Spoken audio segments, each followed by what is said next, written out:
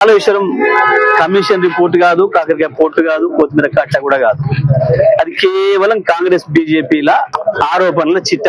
అది కేవలం కాంగ్రెస్ బీజేపీల ఆరోపణల చిట్ట తప్ప అది కమిషన్ నివేదిక కాదు. కమిషన్ నివేదికను బయట పెట్టకుండా దాంట్లో అని చెప్పి వీళ్ళు సొంతంగా రాసి తయారు చేసి ఓడిచ్చింది తప్ప అది ఇంకొకటి కాదు. ఎట్టి పరిస్థితులలో కూడా కాళేశ్వరం కట్టింది టీఆర్ఎస్, అందులో సందేహం లేదు.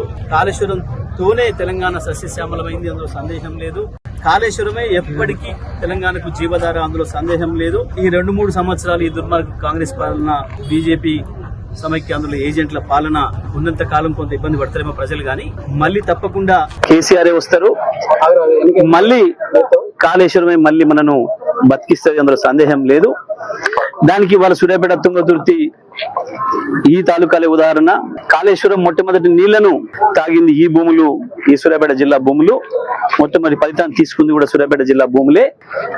తప్పకుండా ఈ ప్రాంత ప్రజలు పెద్ద ఎత్తున దానిపైన పోరాటానికి సిద్ధమవుతున్నారు.